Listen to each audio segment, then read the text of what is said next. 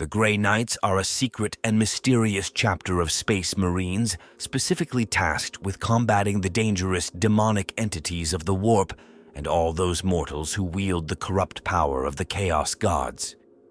They were created by the Emperor with the aid of Malkador the Sigillite at the time of the Horus Heresy to serve as humanity's greatest weapon against the threat posed by the existence of chaos.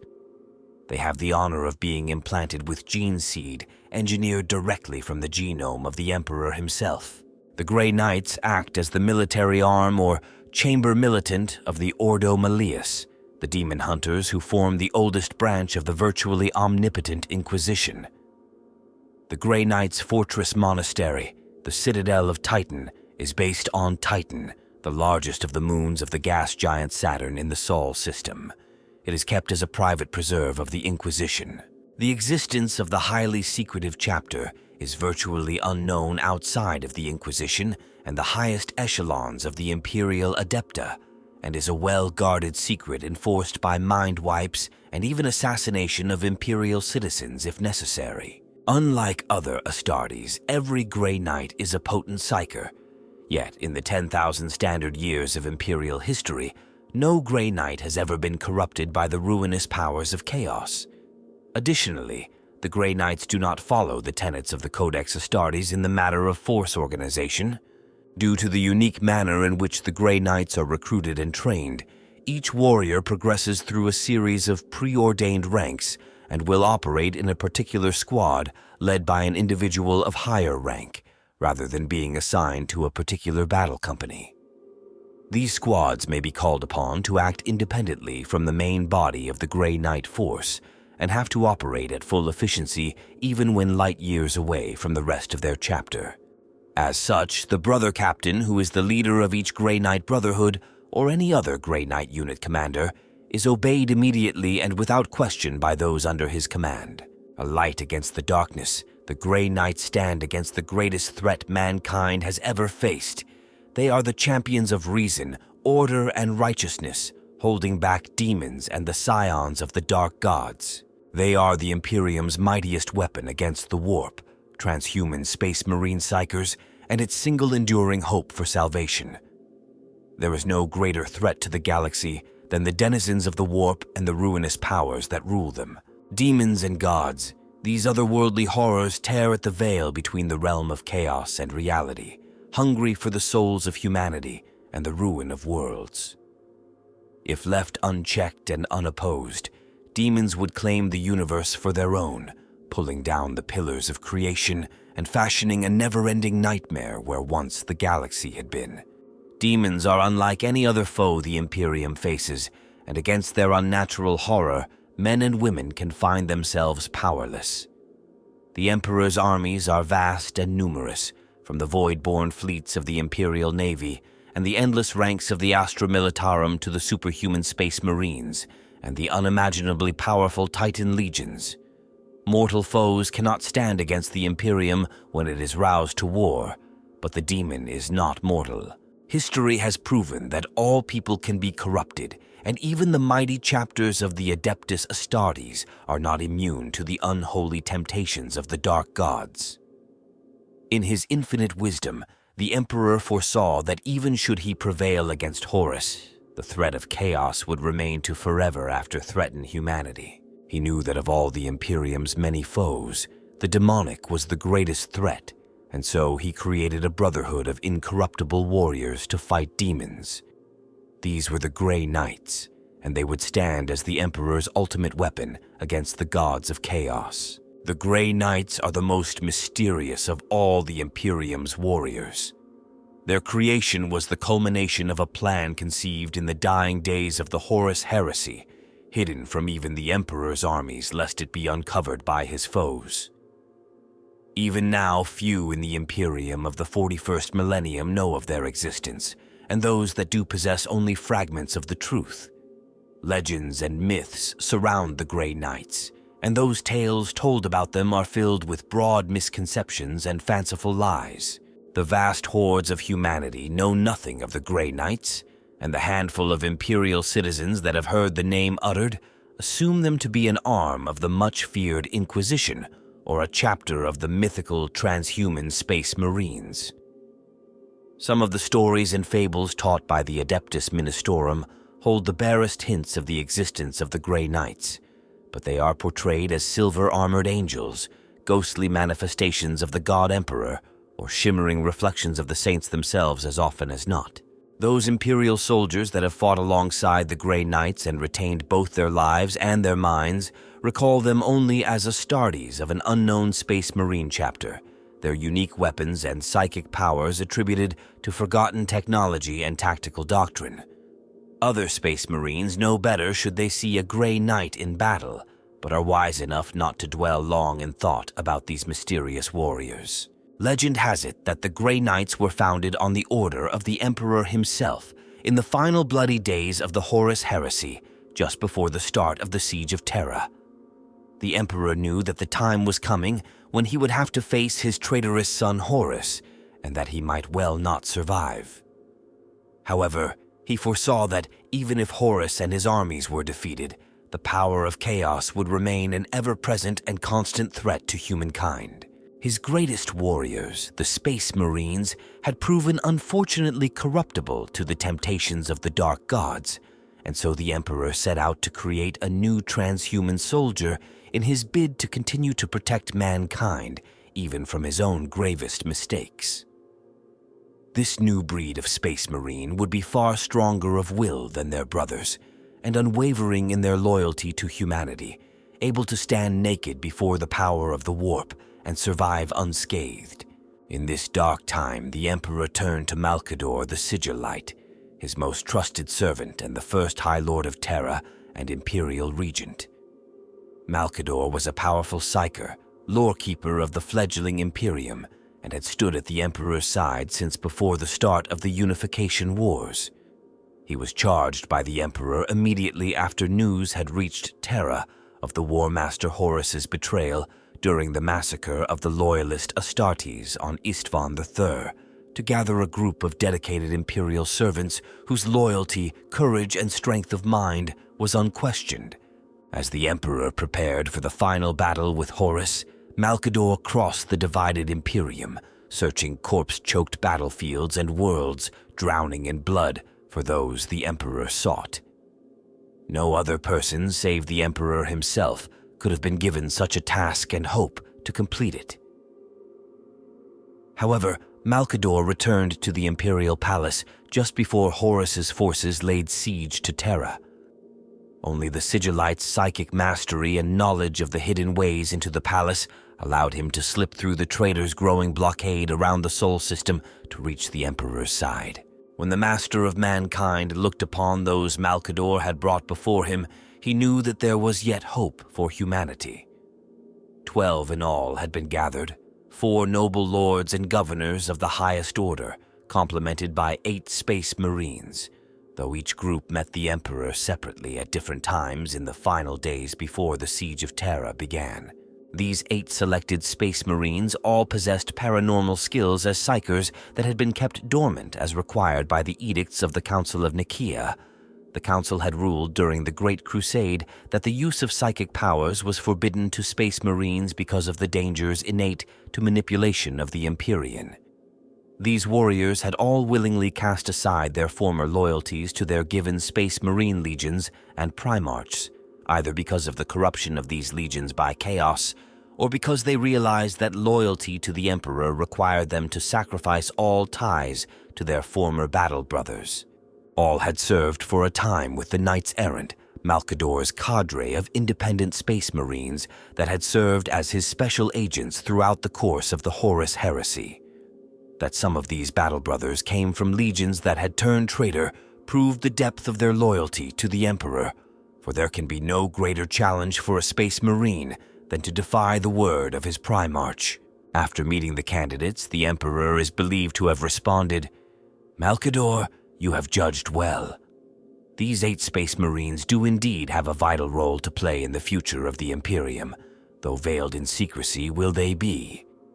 Content that his plans could proceed, the Emperor bade Malcador and his charges leave for Titan, the moon of Saturn. The Grey Knights were created alongside what later became the Inquisition, and their goals were intertwined. They would be the staunch allies of this new organization, fashioned in the image of the Space Marine chapters, their battle brothers augmented by the Emperor's advanced science and genetic experimentation. Blessed with both transhuman physiology and the most advanced Imperial weaponry, the Grey Knights would be the most elite force of the Adeptus Astartes. However, it would not be enough for them merely to be strong of body and skilled at war, though in this they surpass even other Space Marines. To fight the demon, the Grey Knights would need to be unusually pure of heart as well, with an unblemished soul in which the corruption and temptations of the warp could find no purchase. In Malcador's absence, the Emperor had prepared a concealed fortress monastery on the moon of ringed Saturn called Titan. Hidden under layers of rock and shrouded by powerful technologies, the structure had eluded discovery by the traders, while their fleets were in the Sol system. Their armies focused on Terra, where the fate of the Imperium was unfolding. After departing the Imperial Palace, Malcador's charges parted ways. The four unaugmented human lords created the framework for the Inquisition, the Imperium's secret police force and intelligence service, tasked with rooting out heresy from within the Imperium. Malcador took the 8 Space Marine Psykers to the fortress on Titan through a webway portal. There he set about laying the foundations of a new order of Astartes. Everything had been prepared for the coming of the Sigillite and the Battle Brothers. An army of servitors maintained the fortress, while cryovaults hidden at its core contained vast stocks of specially prepared gene seed based on the Emperor's own genome rather than that of any Primarch. Hundreds of thousands of recruits had also been gathered from the worlds of the Imperium.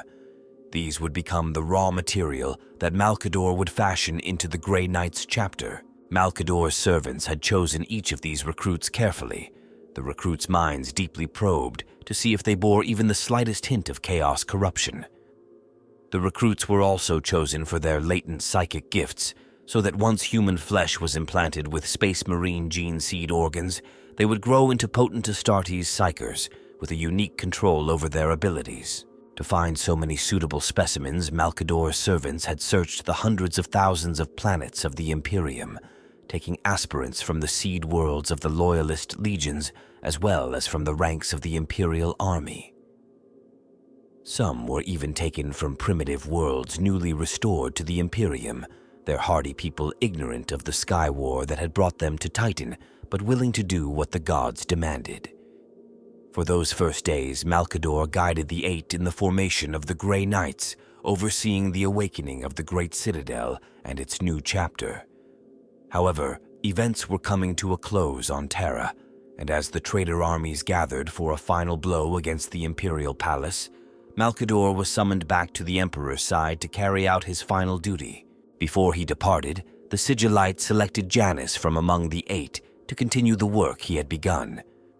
So it was that Janus became the first Supreme Grand Master of the Grey Knights. Malcador's final act on Titan was to weave a complex psychic ward about the moon to shield it from the mayhem raging across the galaxy.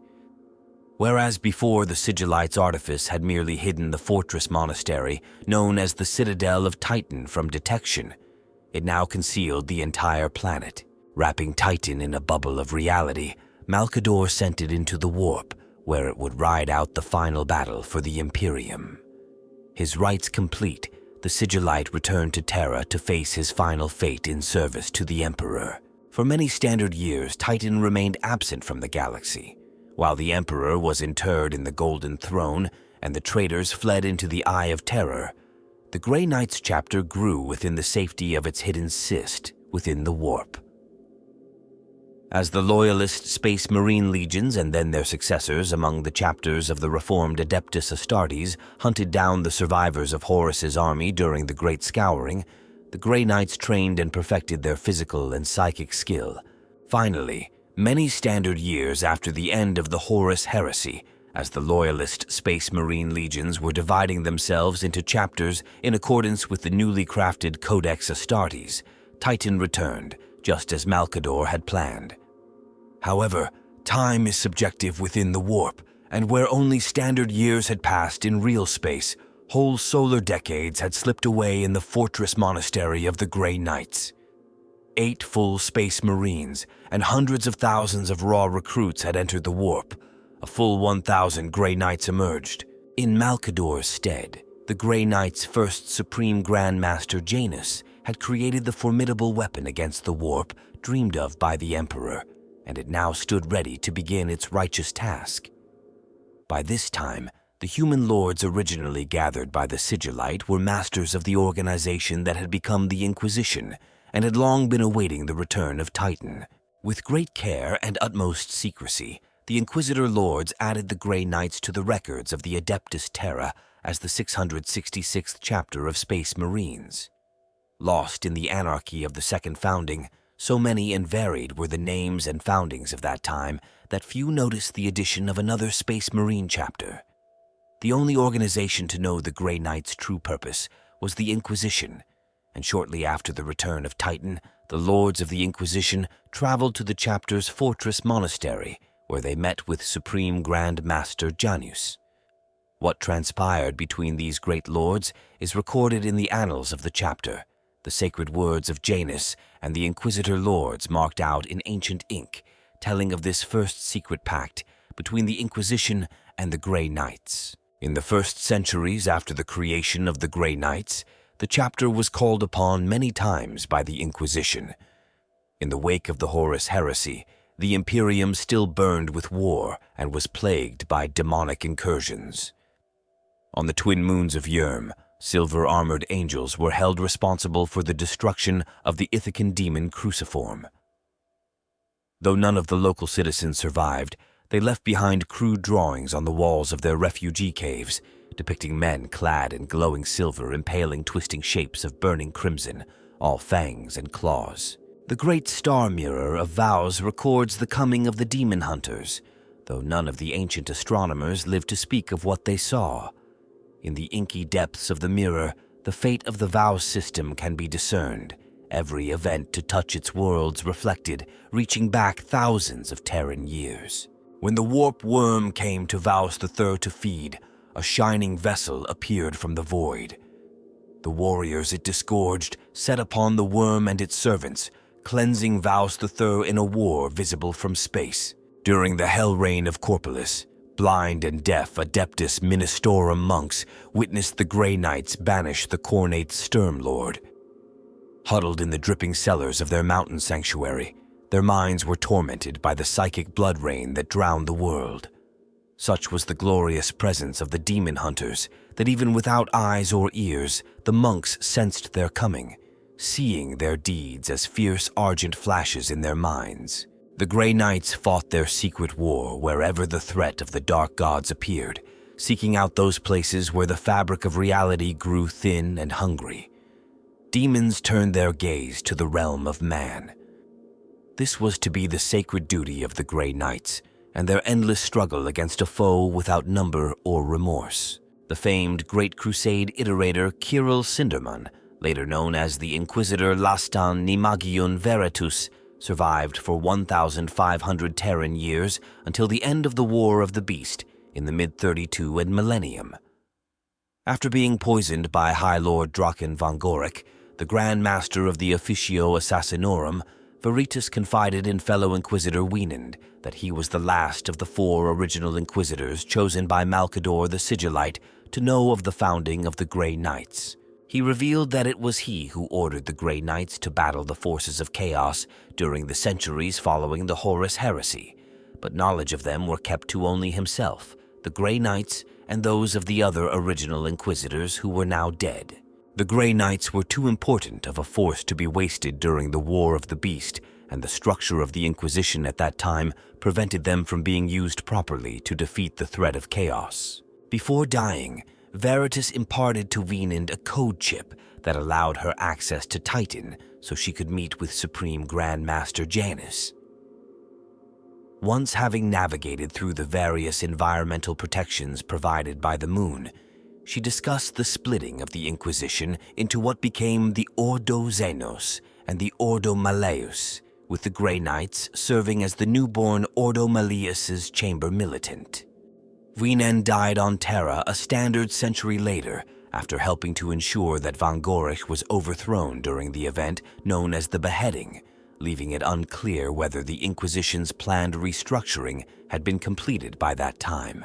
Over the centuries, as the imperial bureaucracy stabilized following the Great Scouring, the Grey Knights eventually did become the chamber militant of the Ordo Malleus. Fashioned in the image of the standard Space Marine chapters, the Grey Knights' battle brothers were augmented by the Emperor's advanced science and genetic experimentation.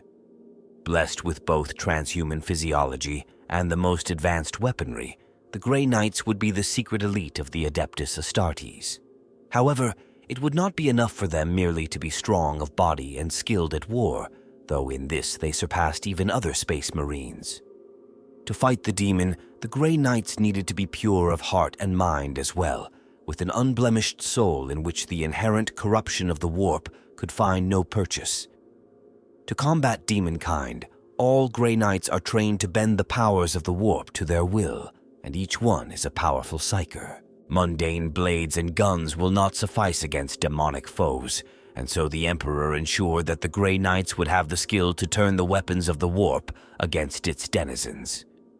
Few mortal minds can master the powers of the warp without becoming infected by the corruption of that nether realm, and many human psychers end their days wailing in madness or tearing at their ruined flesh with bloody fingers.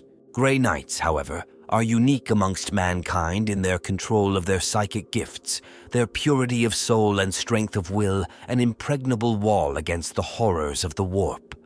Even the librarians of other chapters cannot match the psychic mastery of each Grey Knight, and must always be vigilant against the insidious threat of demonic possession or madness brought about by coming into contact with the warp.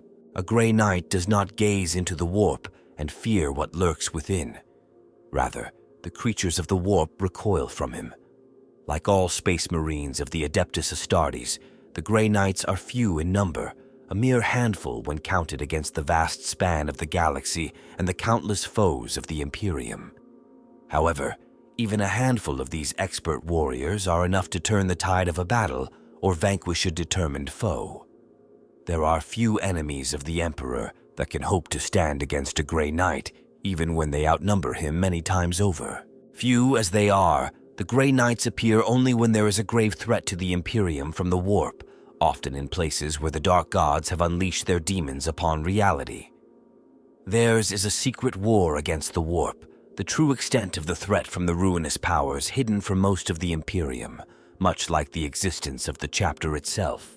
It falls to the Grey Knights to contain the powers of the warp, sealing breaches between the material universe and the immaterium, or banishing powerful demons that have taken physical form. Like a righteous storm of the Emperor's wrath, the Grey Knights will appear out of the void, their sleek strike cruisers plunging them deep into the heart of the demonic soar upon reality. With exacting precision and pitiless fury, they will purge a world of demons, slaying demonic heralds and putting to death the chaos cults and heretics that summon them. Often the need of quelling a full-blown demonic incursion will throw the chapter into an existing war zone where they will be called upon to fight all manner of foes other than demons. Alien monstrosities, Xenos witches, and heretic Astartes all fall just as easily to the sanctified nemesis force weapons, blessed bolters, and psychic might of the Grey Knights. However, these are merely a distraction from the chapter's true purpose, the eradication of the demon. The Grey Knights are unique amongst the Space Marines as the only Astartes chapter, perhaps with the exception of the Imperial Fist's successors called the Exorcists, to have full knowledge of the dark secrets of chaos. They alone completely know of and understand the existence of demons and of their ability to enter real space, and they alone are best equipped to battle and defeat mankind's most terrible enemy. While other chapters and Imperial forces have some knowledge of demons and how to fight them, only the Grey Knights are privy to the darkest, deepest secrets that the Ordo Malleus possesses on these creatures and how to defeat them. The existence of the Grey Knights chapter is one of the most closely held secrets of the Inquisition. Beyond the Inquisition, only the members of the highest echelons of the Imperium are aware of the Grey Knights' existence, though even they are ignorant of the chapter's organization and methods. The reasons for this secrecy start with the policy instituted by the Emperor before the start of the Great Crusade. The existence of chaos and the demonic within the Immaterium was a secret that only the Emperor was to be privy to, a secret that was only forcibly revealed thanks to the outbreak of the Horus Heresy. The Inquisition, which was originally created for the purpose of waging a secret war against chaos, applied the post-heresy imperial policy of secrecy, which closely followed the Emperor's own, to the entire Imperium. The existence of chaos, the powerful warp entities called chaos gods, and the demonic was privileged knowledge which was to be kept from the populace of the Imperium at all costs. This policy was instituted as a way of preventing the spread of chaos's innate corruption to the sinful and easily corrupted common people of the galaxy. Because of this secrecy, unauthorized knowledge of the Grey Knight's existence by Imperial military personnel or civilians will result in the mind-wiping or execution of the subject, while even an exterminatus may be considered and applied to a world whose population has learned the truth about chaos. One exception to this rule is the Space Wolves chapter, whose full complement of Astartes was granted knowledge of the Grey Knight's existence following the purges of Imperial personnel that resulted from the First War for Armageddon in 444. M41. Few have ever laid eyes upon a Grey Knight and lived long after the experience, perishing soon after either to the forces of the demonic incursion that brought the chapter to their world or the zealous purity of the Grey Knights in the aftermath. Only the Grey Knights can be trusted to resist the lure of chaos, and while armies of the Astra Militarum, Adeptus Astartes, and other soldiers of the Imperium might aid in the destruction of warp entities, they will likely become corrupted from the experience. Even the smallest risk of chaos taint is too great to ignore, and Imperial guardsmen will be executed or subjected to telepathic scouring, while Space Marines might be mind-wiped or sworn to secrecy with the gravest of oaths to their Primarch. So it is that when the psychic warriors are spoken of, if ever, it is only as legends and myths. Due to their secretive nature, little is known about the Grey Knights' operations. Yet, deep beneath their great fortress monastery on the moon of Saturn called Titan lie countless Grey Knight heroes, although few outside the Inquisition and the chapter itself will ever know that they existed. In the Space Marines' long history, the Grey Knights hold the highest honor of all. No Grey Knight has ever turned to chaos or betrayed the trust of the Emperor. This is a subject of much speculation and discussion within the chapter and the Inquisition. Inquisitorial scholars have written numerous treatises on the subject of the chapter's inexplicable, continuing purity in the face of constant involvement with chaos and the warp, even when many inquisitors have fallen to the archenemy's corruption. One possibility is that the Grey Knights have proven incorruptible due to the unusual nature of their gene seed. They each are imbued with the absolute purity of the Emperor himself. However, several Primarchs, carriers of the Emperor's genetic code in part, fell to chaos corruption, even though they were much more meticulously engineered, their genetic creation undertaken by the Imperial Biotechnical Division and supervised by the Emperor before the Great Crusade during the Ancient Primarch Project. Another view is that each Grey Knight must constantly reaffirm and retain the purity given to them by the Emperor's gene seed through right thought and right deeds. There have been thousands of Grey Knights through the millennia, and therefore countless opportunities for corruption, yet none has ever fallen. This reality defies statistical probability, yet its cause remains unknown and perhaps unknowable. The debate on the incorruptibility of the chapter continues, as no authoritative conclusion has been reached by the Inquisition. Yet for those with faith in the Emperor, the truth is simple. The Emperor protects. The galaxy has always been plagued by warp storms, imperial rifts, and other tears in the veil of reality, where the cold, corrupting energies of the immaterium bleed through into the void.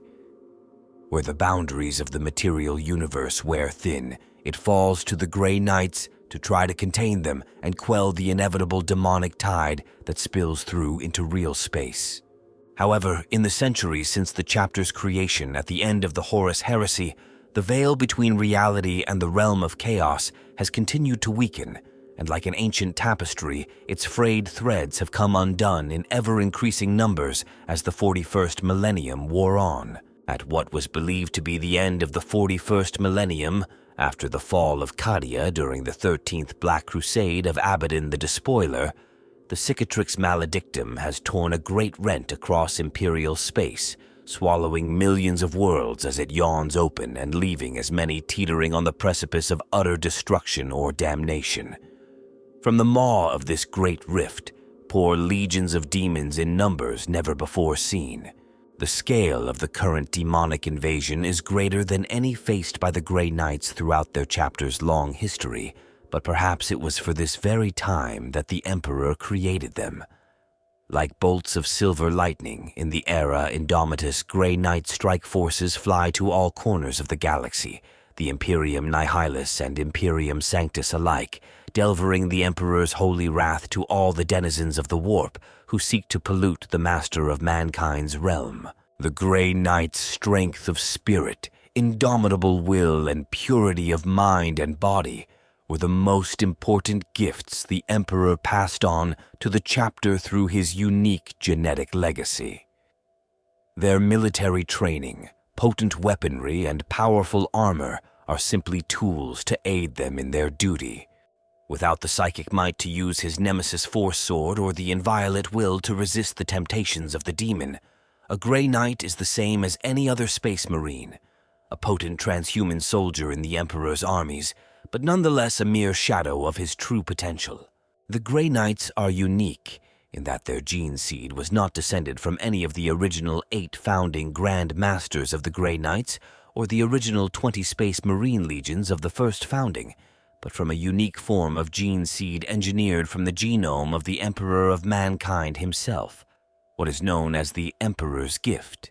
Few warriors since the Horus Heresy have matched the flawlessness of the Grey Knights, nor are any so closely linked to the Emperor. It is that unique quality that the Emperor possesses, the nature of his spirit and mind, that allows him to touch the immaterium, shape it to his will, and yet remain beyond its madness and corruption that he has gifted to the Grey Knights. Even the Space Marines of the Adeptus Astartes are genetically too far removed from their creator to embody such psychic and moral purity, their genetic integrity faded by hundreds of generations and thousands of Terran years, given to varying degrees of imperfection and even mutation. Not so the Grey Knights, whose unblemished line reaches back to their maker in an unbroken chain. Only an unblemished soul is proof against the spiritual assault of chaos, and of all the servants of the Emperor, the Grey Knights are among the rare few to be all but immune. Each Grey Knight is a 1 in a billion example of humanity that has an instinctual command of his psychic powers, the rarest of genetic traits that, when combined with the unusually potent gene seed of the Grey Knights, grows into a formidable and exceptional tool to combat demons. Without these gifts, a mortal might become a plaything for the powers of the Warp, their physical body twisted into vile and terrible new mutant forms, or their psyche ripped asunder by vile demonic thoughts and visions. As the Imperium learned to its sorrow during the Horus Heresy, the Warp can corrupt even a Space Marine, the lies of the Chaos Gods, subverting his martial pride or loyalty to the Emperor into a dark and dangerous thing. Power armor and bolt rounds can protect neither mortal man nor Astartes from the spiritual temptations of the Immaterium, should they be exposed to its baleful energies. The Emperor alone was said to be incorruptible before the temptations of the Dark Gods, and it is this gift he was rumored to have passed on to the Grey Knights. Certainly, despite countless battles against demonic forces, and in the 100 centuries since their creation, not a single Grey Knight has succumbed to the influence of the ruinous powers, a testament to the skill of their creator and the dedication to humanity they embody. The Grey Knights is unlike any other Space Marine chapter, built around the tenets laid down by Malkador the Sigillite and the first Grand Masters of the chapter, the Titans. Though officially recorded as a second founding chapter, The Grey Knights do not follow the dictates of the Codex Astartes, the great work of Robert Guilliman, whose edicts underpin the creation of those other brotherhoods of the Adeptus Astartes. Instead, the secretive Grey Knights follow the tenets of structure they believe were handed down by the Sigillite, tenets born of the unique demands of their war against the Dark Gods. While the Grey Knights are technically Astartes, they do not involve themselves with the ordinary activities of the other Space Marines. They have no Primarch to revere, as their gene seed was crafted from the genome of the Emperor himself. They are attached to the Ordo Malleus, serving as its chamber militant, charged with uncovering and expunging the heretical taint of chaos wherever it is found. The Grey Knights chapter is organized into large units called Brotherhoods, each one comparable in size to a Space Marine battle company. Brother captains lead these formations under the auspices of the Grand Masters, who in turn are guided by the decisions of the Supreme Grand Master. The Grey Knights are governed and directed by the Chapter Council, made up of the Chapter Lord, also known as the Supreme Grand Master, and the 8 Grand Masters of the Brotherhoods who all meet at an oaken table. The structure of this council is one of the Grey Knights' oldest traditions, as laid down at the chapter's founding by Malcador the Sigillite and his 8 Astartes recruits, who had once been his knights-errant during the Horus Heresy. The council meet in person rarely, for its members often fight far from Titan. Each member of the council has an equal voice, though the chapter lord has the responsibility to pass final judgment when there is no clear consensus among the Grand Masters. Although the chapter lord's rule is ultimately absolute, he can only be appointed to his position by the unanimous consent of the Grand Masters, so it is nigh impossible for a reckless or unsuitable candidate to achieve dominion over the chapter. Each Grand Master also holds sway over one of the chapter's constituent bodies, such as its chapter fleet, armory, or librarius. Each institution is nominally held to form part of that Grand Master's brotherhood, though he dispatches elements of these organizations to undertake extended duties with others. This authority, only partly ceremonial, is tied to the command of a particular brotherhood, and over time, the association has informed that brotherhood's fighting style and tactics. Yet in truth, a Grand Master's chief responsibility is on the battlefield. The Grey Knights are spread thin throughout the galaxy, and it is not always possible for a brother captain of one of the Brotherhoods to command every strike force. Thus, the Grand Masters take charge of the most crucial campaigns where even an experienced brother captain is not thought equal to the task. This most commonly happens when one of the Conclave Diabolus, the 101 greater demons in which the Grey Knights take special interest, is sighted in the mortal realm. Chaplains lead the chapter in prayer during gatherings in the Hall of Champions, and it is there also that the wisdom and knowledge of the chapter's venerable dreadnoughts is often sought. The bulk of the Grey Knights chapter is organized into Brotherhoods, fighting formations roughly equivalent to the battle companies of other Space Marine chapters. The chapter comprises 8 such Brotherhoods, each corresponding to one of the 8 Astartes Titans and former Knights-Errant that were chosen by Malcador the Sigillite and the Emperor to be the initial core of the chapter at the time of the Horus Heresy. On paper, each of the chapter's Brotherhoods contains roughly 100 battle brothers under arms, though this nominal figure does not include the Brotherhood's officers, the Brotherhood's brother captain in active tactical command, the Brotherhood's champion, ancient other officers who may act in support, and the Grand Master who holds final responsibility over the Brotherhood. Each Brotherhood is divided up into the various squads and formations of the chapter. These each fall into several broad categories, focused on the different fighting methods and specialized war gear used by the Grey Knights. As with other Space Marine chapters, the Grey Knights of each Brotherhood are primarily organized into squads of 10 battle brothers, each of which can then further divide into 2 combat squads of 5 should the mission's tactical requirements so dictate. A Grey Knight squad is considered to remain effective with only 5 of its members battle-worthy, so with a small amount of duty reassignment and doctrinal flexibility, a brother captain can keep his brotherhood at an acceptable fighting strength, even with up to a third of his warriors out of commission. Decisions concerning the exact breakdown of squad type within a Brotherhood rest entirely with its brother captain and grandmaster.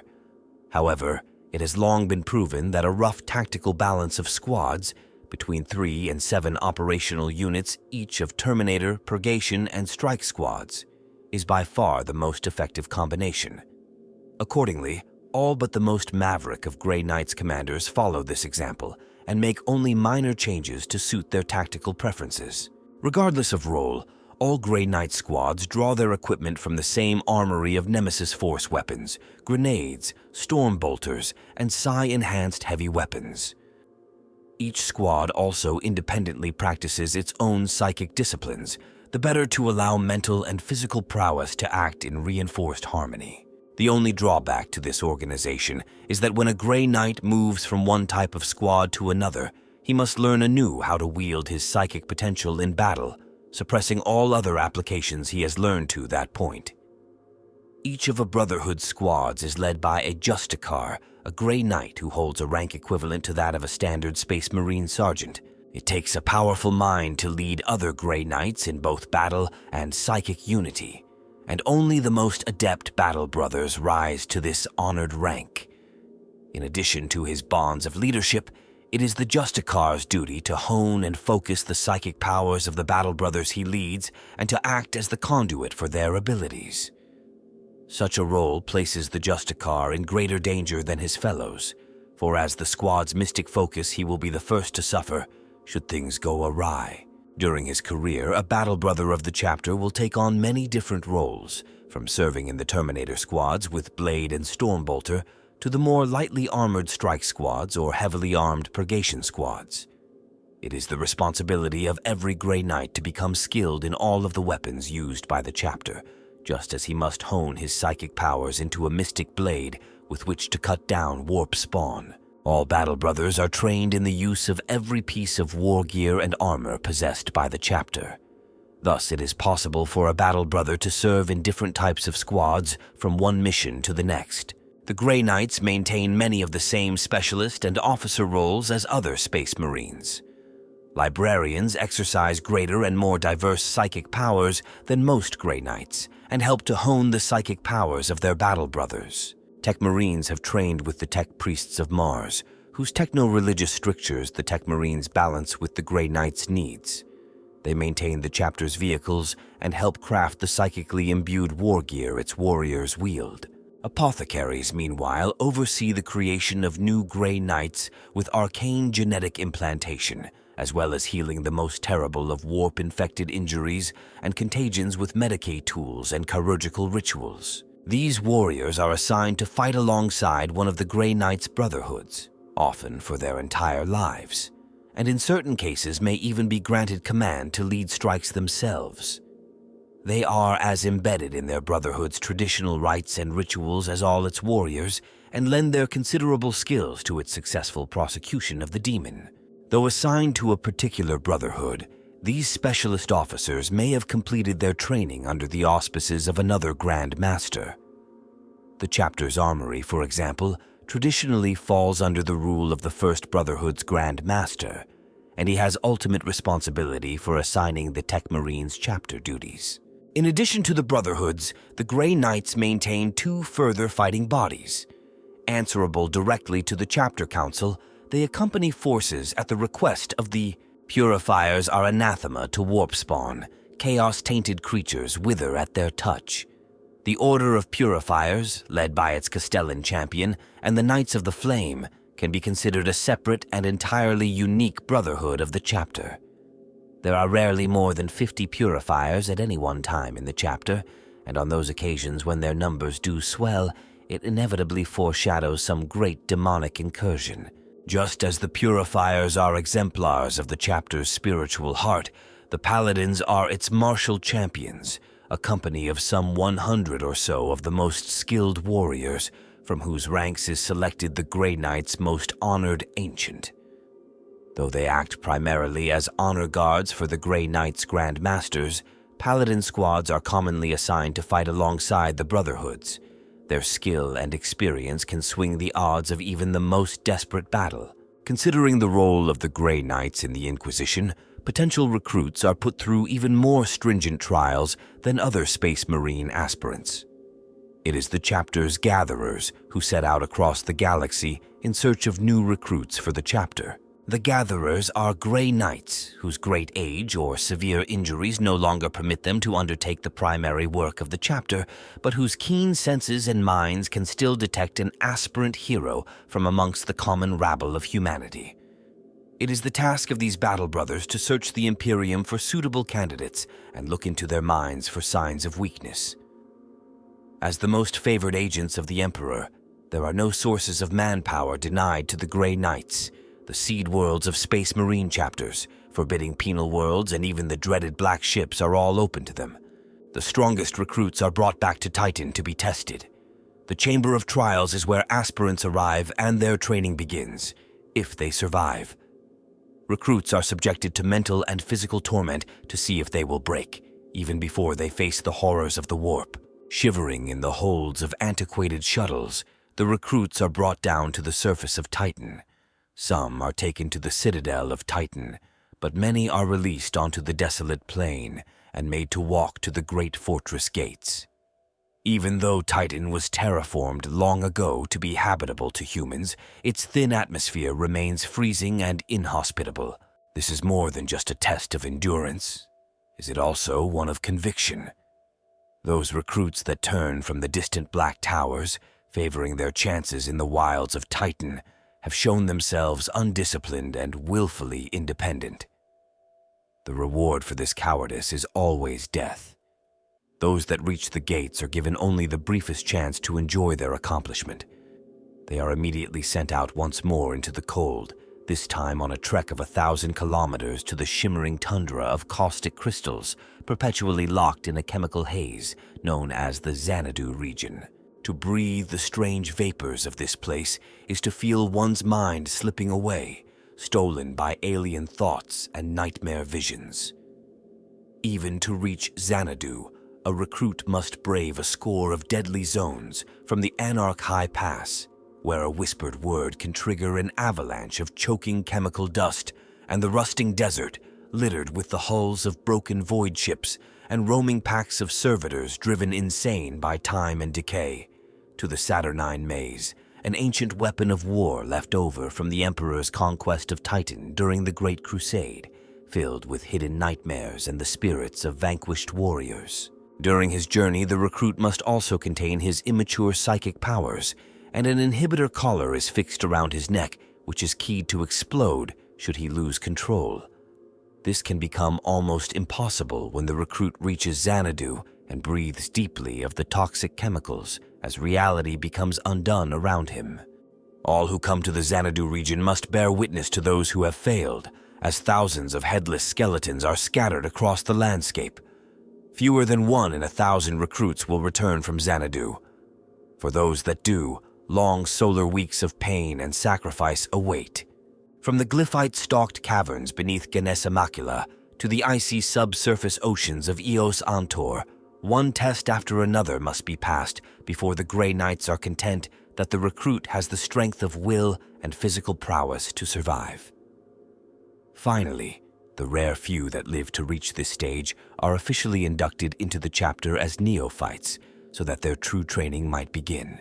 The most advanced bioengineering and psychosurgery available is utilized to condition these aspirants, and each recruit must pass the 666 rituals of detestation to prove that he is capable of withstanding horrors that would break even the greatest of normal space marines.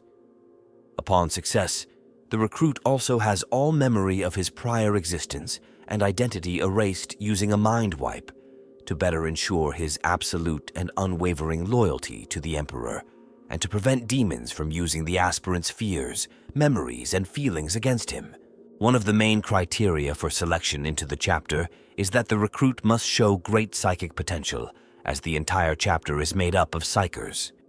Once they begin to undergo the standard gene seed organ implantation process to transform an aspirant into an Astartes of the Grey Knights, the new Grey Knight is also implanted with silver hexagrammic and pentagrammic purity wards under his skin, which cover his entire body and help to prevent demonic entities from touching or contaminating him. Unlike standard Space Marines who first serve in their chapter's Scout Marine Company, Grey Knight Initiates are awarded a suit of full power armor, or Aegis armor, and are immediately pressed into service. They then move through the ranks as detailed above. This is due to their elite training. They surpass any other type of Space Marine in combat, and in every trial, they are the elite of the Space Marines and serve as the right hand of the Emperor. They are the greatest army of the Imperium and mankind's most potent weapon against the forces of chaos. The creation of a Grey Knight is an expensive undertaking, even more so than the creation of a standard Astartes. It is said that only 1 in every 1 million aspirants will ascend to the rank of a full battle brother of the chapter. As an additional measure of protection, no Grey Knight bears the name he was given at his birth. This is in part to distance him from his previous life and loyalties, an outward sign of having essentially been reborn into the service of the Inquisition. From the arcane lore stored within the Sanctum Sanctorum, the Grey Knights bestow names to their new recruits, each one a carefully chosen title fashioned into a weapon.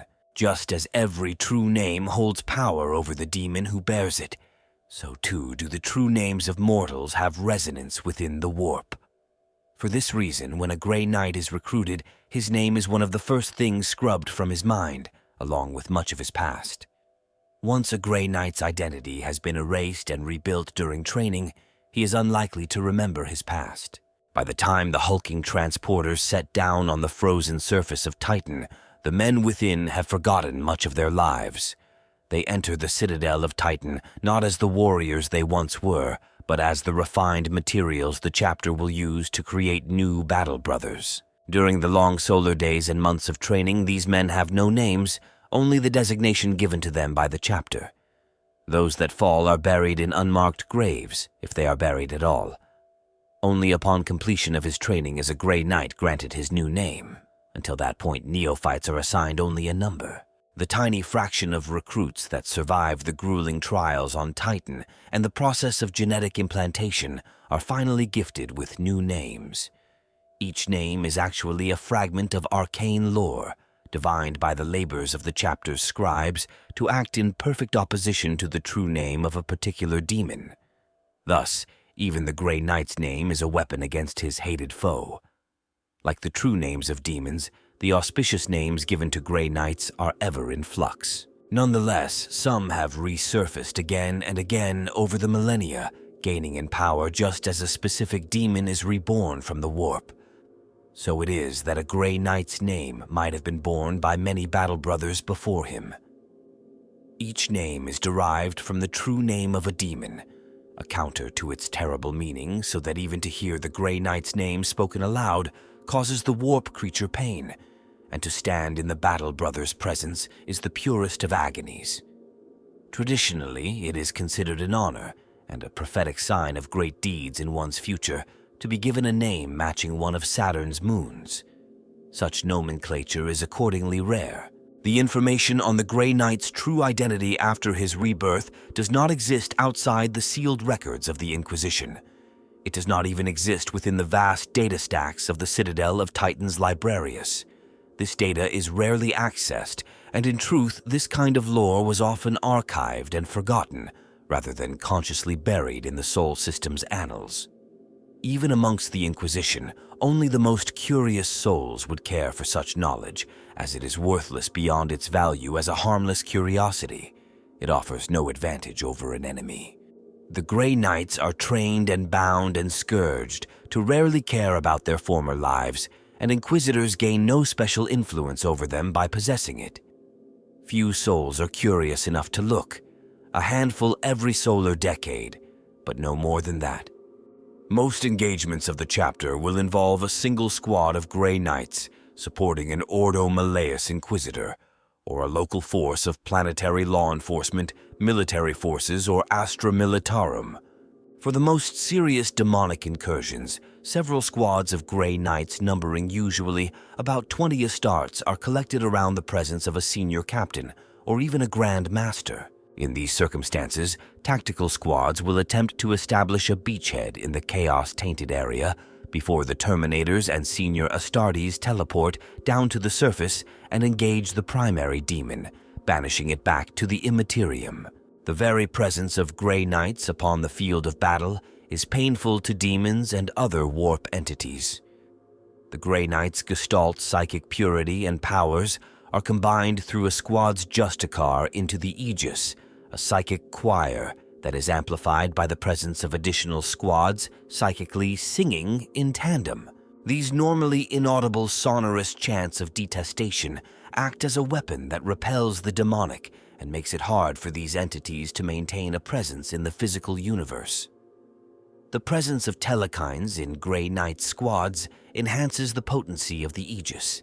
By raising psychic shields, the telekines allow their battle brothers to advance on targets with relative impunity. This means that Grey Knights gain immense advantages against Chaos opposition, but the high expense to the Imperium of creating even a single Grey Knight leads to its own tactical problems.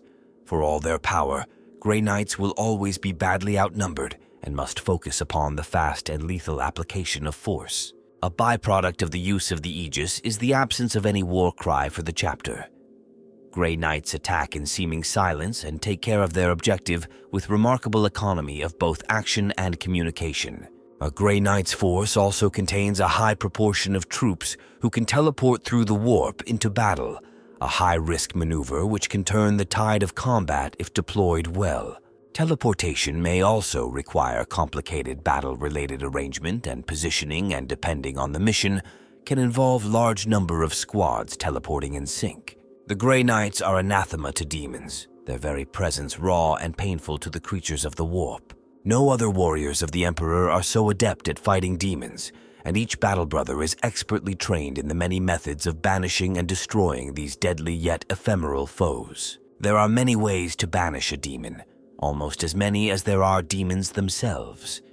So it is that the Grey Knights possess a myriad means for vanquishing the denizens of the warp, though not every method works on every demon, or even twice on the same creature. The chapter is therefore always adapting to combat the ever-changing face of their foe. It is a constant war of escalation that has been waged since the inception of the chapter and before, when the Emperor first began unraveling the secrets of the warp. For every weapon and tactic the Grey Knights develop and employ, the demons counter with warp sorcery and trickery. Chief amongst the Grey Knight's strategies concerning the vanquishing of a demon is obtaining knowledge of the beast's true name. Knowledge of a demon's true name grants great power, which is why many demons adopt misleading pseudonyms or titles and seldom use their true names save in their most secretive of dealings. In the hands of a psyker or sorcerer, a true name can be invoked to bind or even banish a demon, regardless of its power. Ordinarily, these complex incantations take long solar hours, or even days. Each word must be carefully enunciated and each gesture precise, lest the sorcerer become corrupted by the magics of the warp.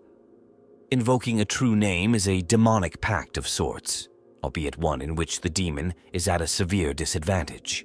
For a Grey Knight, however, a true name is a weapon as reliable and immediate as the storm bolter borne upon his left gauntlet. Even the lowliest Grey Knight can invoke a true name with practice, disorienting and weakening his foe, and leaving the beast open for a killing strike from a nemesis force blade or a well-placed bolt round.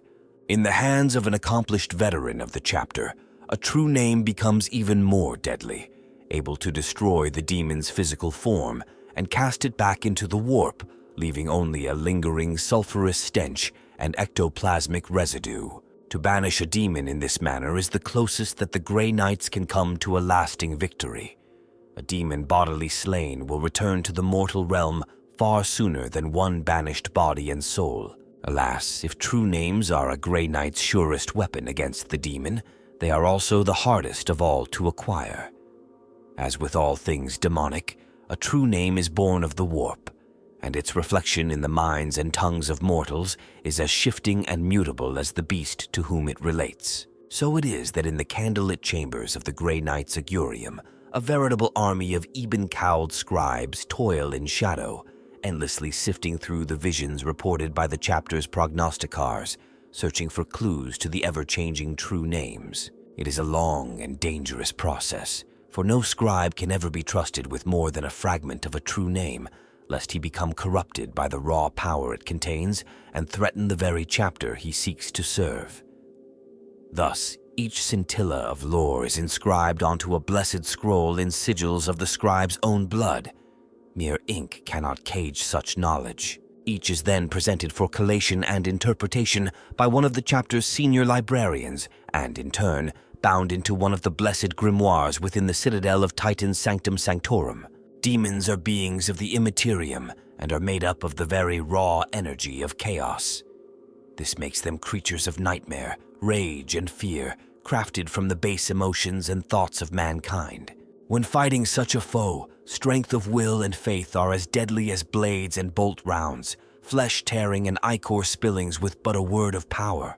A Grey Knight will learn these words by heart and use them in battle to weaken or destroy demonic foes, chanting them as he fires hammering shots from his Stormbolter or cleaves apart his enemies with his Nemesis Force halberd. The words are key to the most complex rituals of the Grey Knights, woven into their prayers and their rites of exorcism to increase their potency.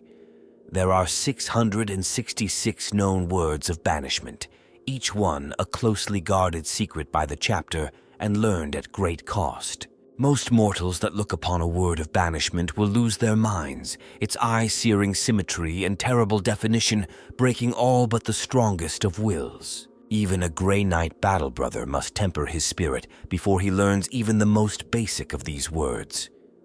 To date, only a single Grey Knight, the first Supreme Grand Master Janus, has ever learned all 666 words of banishment, the weight of this knowledge almost too much for even the most accomplished battle brothers to bear. Just like the warp, the words of banishment are always in flux, each one changing and mutating. The Grey Knight's librarians and prognosticars must be ever vigilant for subtle variations within the words of banishment while they search for the true names of demons. The creatures of the warp and even the dark gods themselves are constantly altering, as is the nature of the immaterium, so that a word that once held power inevitably changes or loses its meaning entirely. An invocation against demonic enemies that could once enslave or bind is therefore robbed of its power. However, such is the fickle nature of chaos that for every demon that unravels a word of banishment, another is creating more for its own amusement. And so the endless war continues. Not all weapons the Grey Knights use to defeat demons are human in origin. Over millennia of war and strife, the chapter has scoured the galaxy for secrets to use against the dark gods, some of them deriving from alien technology and ancient Xenos empires. Humanity is not the only species to have suffered at the hands of demonkind.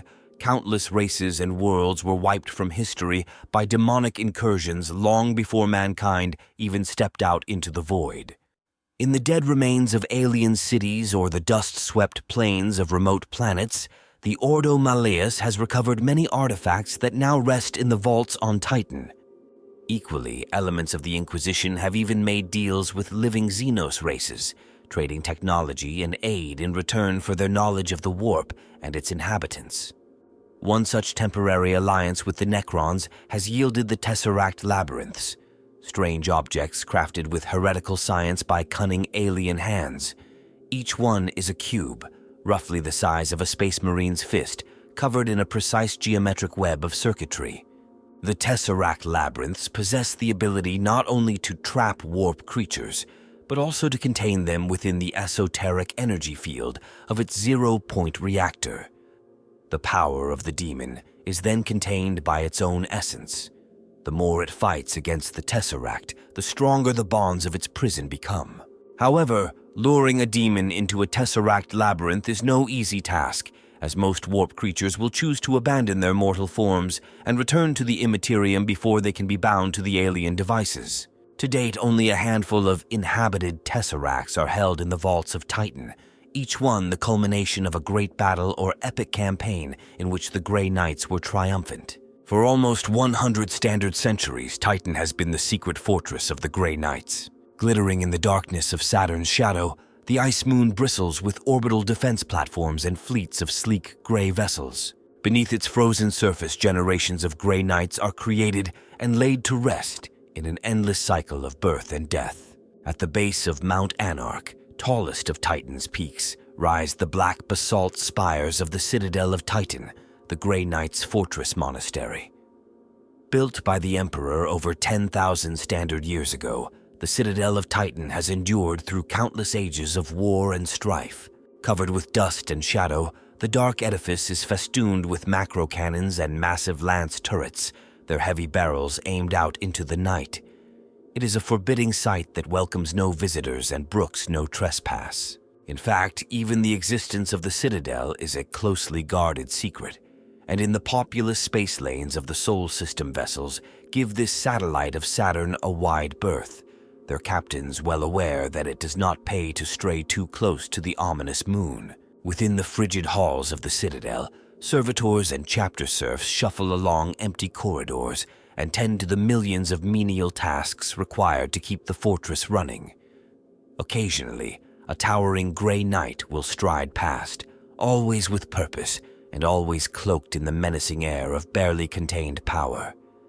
The Citadel is the heart of the chapter, a place for battle brothers to rest, meditate, and train between their endless battles. The mighty Citadel is also home to the Librarium Daemonica, the Imperium's foremost repository of information relating to demons, demonology, sorcery, and the ruinous powers of chaos. This mighty structure, designed to accommodate over 1,000 space marines and all their weapons of war, stands largely silent and empty as squads of Grey Knights are scattered throughout the galaxy in order to best respond to the threat of the forces of chaos wherever they may strike. The Grey Knights have many abilities that standard space marines lack. These powers are psychic in nature and work on a gestalt principle much like that of the orcs, in which the more Grey Knights that are present in one location, the more powerful their psychic abilities manifest. Beside these powers, the Grey Knights are highly skilled close combat fighters. Most Grey Knights who are masters of melee combat are able to win against even the most seemingly impossible of odds. Unlike Space Marine librarians or other psychers, their power is deemed free of the taint of the warp, and they are the only psychers allowed, for instance, in a Black Templars chapter crusade army. All Grey Knights possess a degree of psychic ability and are highly accomplished psychers, their abilities further developed and enhanced by their standard years of training on Titan. While only a handful of Grey Knights battle brothers ever achieve the levels of power commanded by the chapter's librarians, they are all capable of manifesting certain powers and abilities, especially in the company of other Grey Knights, where they can combine their gifts to create great effects and more devastating psychic attacks. However, those who prove to have a strength of mind far greater than that of their fellows will go on to join the ranks of the chapter's librarians. Each Grey Knight is trained to channel his mental energies into protective wards and an array of battle spells. The mightiest Grey Knights of all can banish demons with but a touch, conjure psychic defenses to protect their allies, and unleash the destructive power of the warp itself upon their foes. The Grey Knight's selection of psychic powers has been formed over millennia of combat against the worst monsters the galaxy has to offer. While these powers are most commonly used by Grey Knight's librarians, it is not unheard of for an Ordo Malleus Inquisitor to learn these abilities or an Astra Militarum Primaris Psyker to train in one of these rare disciplines. The psychic powers of the Demon Hunter are not subtle. They are weapons of war against the most terrible foes of the Emperor of mankind. Like other Space Marine chapters, the Grey Knight's primary mode of transportation is the strike cruiser class of Imperial warship that is exclusive to the chapters of the Adeptus Astartes. However, the Grey Knight's starships are specially modified in several ways. One is the hexagrammic and anti-demonic wards that are built into the entire void ship from bridge to landing struts and every bulkhead in between, similar to those that are placed under the skin of the Grey Knights themselves. These wards lend the vessels added protection from the forces of chaos. Also, the Grey Knight strike cruisers are equipped with significantly more advanced armor than the starships of other chapters. This is to allow them to close with more powerful foes and reach their destination safely, since the Grey Knights must fight more powerful enemies than the standard Adeptus Astartes chapters. All Grey Knights ships also contain teleportation chambers and have specially modified warp drives that allow them to reach their destinations much faster than conventional Imperial warships. The landing and drop pod bays of Grey Knights vessels are enlarged to be able to deploy larger numbers of Space Marines faster. The mortal crew members of Grey Knights strike cruisers are all strictly mind-wiped to prevent the possible taint of chaos corruption, and are psychically implanted with a key word which will kill them automatically by shutting down their autonomic nervous systems should their vessel fall into the hands of the forces of chaos. Grey Knight starships do not broadcast any known transponder codes, and the vessels do not exist in any registry of the Imperial fleet. According to the Inquisition's policy of secrecy, any unauthorized contact, however fleeting, with a Grey Knight's vessel will subject the contactees to the appropriate countermeasures, including mind wipe or liquidation. The advanced nature of the Grey Knight starships is made possible by two factors. The first is their fortress monastery's close proximity to Mars, the greatest forge world in the Imperium of Man, which allows the chapter access to technology that was lost or is impossible to replicate anywhere else in the Imperium. The vast resources that the Ordo Malleus makes available to the Grey Knights, due to their position as the Ordo's chamber militant, also allows the Grey Knights to obtain nearly any piece of equipment or technology available from other Imperial Adepta.